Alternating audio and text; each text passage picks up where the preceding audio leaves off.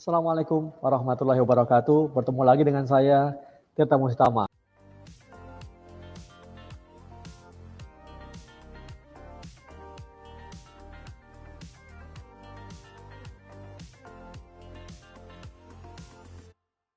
Selamat datang di channel ini. Channel ini membahas tentang sukses belajar di perguruan tinggi. Nah, terima kasih banyak kepada yang sudah subscribe tentunya, para pejuang skripsi ya, ataupun para mahasiswa baru yang baru mulai kuliah, mengikuti kuliah, ataupun yang sudah mau selesai kuliah, atau yang baru lulus ya. Yang baru lulus, waduh ini kayaknya perlu dikasih selamat dulu ya. Yang baru lulus saya ucapkan selamat pejuang skripsi yang jadi sarjana baru. Nah, Anda sudah membuktikan Anda bisa melewati ya kesuksesan Anda. Nah, tentu kali ini kita akan membahas satu topik yang gak kalah menarik ya, yaitu mengapa bab 1 itu sangat penting. Kira-kira kenapa? Nah,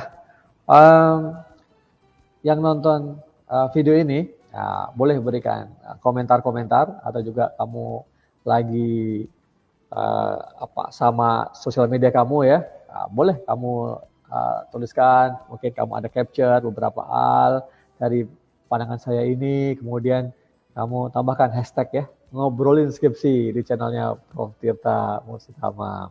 Baik, langsung kepada topik pada kali ini, yaitu mengapa bab 1 itu sangat penting ya. Ada 5 hal yang ingin saya sharing kepada kalian semua. Oke. Nah, yang pertama apa? Ya.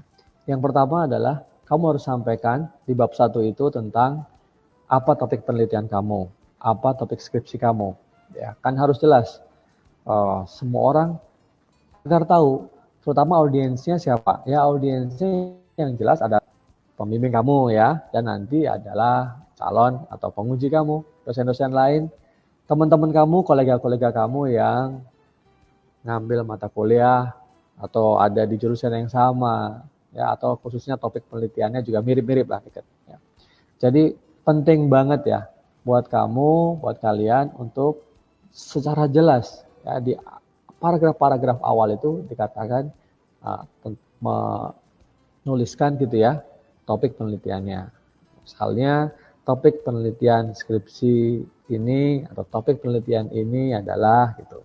Atau terkait dengan skripsi ini membahas tentang, jadi ada kalimat-kalimat seperti itu ya, dengan hal yang jelas. Sebisa mungkin itu di paragraf pertama gitu ya, di kalimat pertama. Ya, karena itu akan men-set up ya ekspektasi audiens ya, dan juga penguji. Kamu harus langsung gitu ya, langsung pada poinnya, jadi nggak usah muter-muter dulu gitu maksudnya.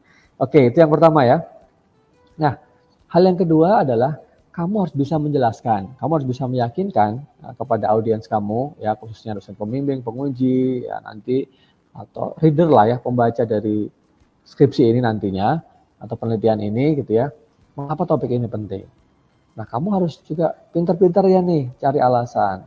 Tentu alasannya harus berdasarkan ilmiah ya, bukan karena suka-suka saya gitu ya. Walaupun pasti ya saya sarankan topik itu adalah topik yang memang kamu sukai gitu, kamu minati, passion kamu. Tapi bagaimana menuliskan alasan ini, mengapa topik ini penting dari sudut pandang akademik. Ya, misalnya apakah belum banyak dibahas ya, ataukah terjadi perdebatan, atau memecahkan masalah. Nah, itu menjadi hal yang krusial. Kalau kamu nggak bisa meyakinkan audiens bahwa topik ini penting, maka orang nggak akan baca. Baru melihat paragraf pertama atau kedua udah, wah ini mah biasa-biasa aja gitu ya. Nah, itu penting sekali ya, kamu tuliskan secara jelas. Kalau misalnya tadi yang bagian tips pertama itu satu paragraf, mungkin yang tentang membahas tentang mengapa topik ini penting di paragraf kedua gitu. Jadi langsung paragraf pertama topiknya apa, kemudian kenapa pentingnya di paragraf kedua, ya kan? Simpel ya, mudah ya. Oke, nah saya lanjutkan ya. Kemudian yang ketiga itu adalah kamu harus bisa sampaikan bahwa topik penelitian kamu ini beragam sebenarnya, ya. Artinya pandangan-pandangan terhadap topik penelitian kamu ini beragam. Bukan berarti cuma satu gitu. Kenapa beragam?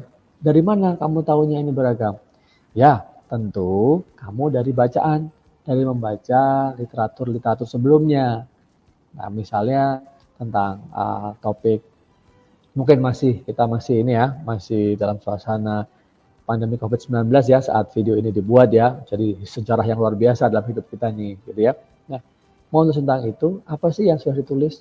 Kalau mungkin ya di 2 tahun lalu, di 2019, 2020 ya, kalau kalian melihat ini di tahun 2021 atau 2022 gitu ya, itu belum banyak. Nah, tapi setelah itu ya 2020, 2021 lah, 2021 khususnya itu mulai banyak ya, banyak sekali penelitian-penelitian tentang pandemi COVID di berbagai negara, berbagai kawasan, berbagai tempat ya, dan dari berbagai sudut pandang. Nah, ini contoh saja. Sebutkan apa penelitian terdahulu ya, pandangannya tentang topik ini gimana.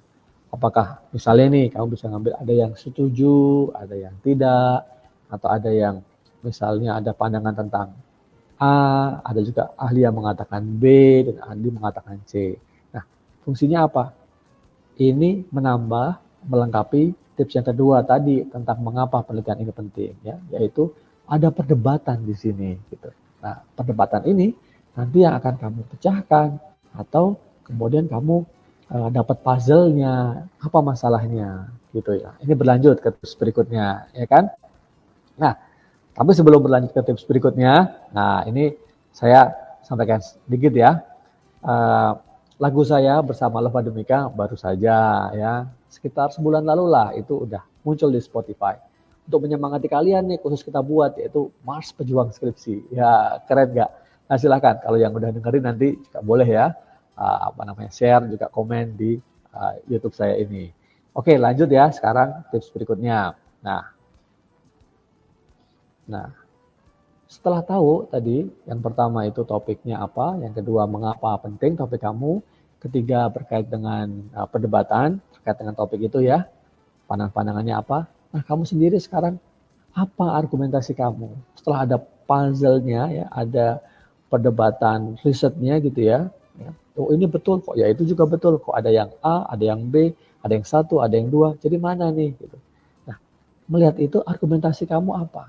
Ya, kira-kira kamu mau membuktikan apa gitu? Atau orang bilang dalam kasanah literatur bilangnya thesis statement, bisa gitu ya. Atau mungkin ya hipotesis awal atau working hypothesis lah ya. Memang ini saya agak-agak loose ya mengatakan itu apa. Tapi ini menjadi hal yang penting menurut saya, esensinya adalah pembimbing harus tahu gitu. Jadi kamu tuh mau membuktikan apa? Itu intinya sebenarnya. Kalau dalam pendahuluan ya bab 1 ini kamu belum bisa menyajikan gitu, kira-kira mau meneliti apa? Nah itu agak kurang tajam tuh. Biasanya di proposal nanti pembimbing akan berusaha lagi agar kamu lebih paham, lebih yakin ya, lebih firm gitu. Apa argumentasi kamu? Nah, argumentasi ini yang seringkali menarik pembimbing untuk membimbing gitu atau menambahkan masukan-masukannya terhadap penelitian kamu, ya. Nah, caranya bagaimana? Ya tentu bisa dilihat dari tadi tips sebelumnya kan ada pandangan-pandangan perdebatan. Nah, dari situ kamu juga kira-kira memikirkan apakah dari situ kamu memilih salah satu ya atau kamu masuk pada perdebatannya gitu. Dan kamu kemudian membuat statement kamu sendiri yang mungkin berbeda gitu. Nah, ini yang ingin kamu buktikan. Nah, itu ya.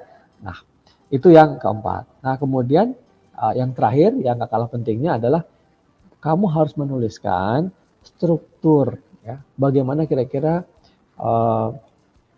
bab berikutnya itu akan ditulis. Jadi struktur penulisan di bab 1 maksud saya ya. Jadi di bagian akhir dari bab 1 kamu akan tuliskan bab 2 kamu tentang apa, bab 3 kamu apa, bab 4 kalau ada 5 juga bab 5-nya apa. Jadi kamu set itu ekspektasi dari pembaca. Oh ya, kalau sudah dibahas seperti ini, saya mau membahas langsung melihat ke metodologinya. Kemana nih? Bab 3 ya. Kalau saya mau lihat perdebatan literaturnya, mungkin saya di bab 2 gitu atau mulai isi ya. Di bab 4, bab 5, konklusi. Nah, itu kira-kira. Nah, itu ya teman-teman 5 hal ya terkait dengan mengapa ya introduction itu penting. Mengapa bab 1 itu penting gitu. Nah, bagi yang membaca, melihat video ini, menilai ini oke, jangan lupa ya kamu like ya, subscribe ya, tentu share pada teman-teman yang lain. Nah juga ikuti sosmed saya ya, ada di @tirta_musutama. Kalau kamu mau diskusi lebih panjang ya kan, mau share juga ya, wah ini kontennya Prof. Tirta bagus ya, saya juga mau ngikutin secara virtual. Ya Anda bisa tweet, Anda bisa share di TikTok atau di Instagram. Saya senang nih, ada kemarin ada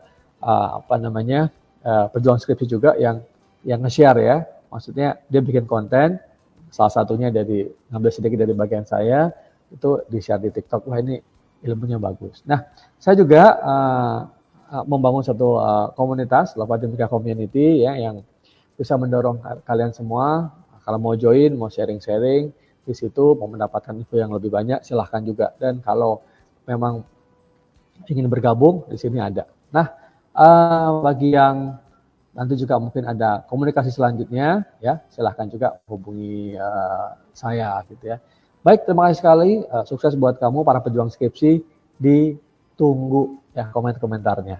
Terima kasih banyak. Sukses buat kamu para pejuang skripsi.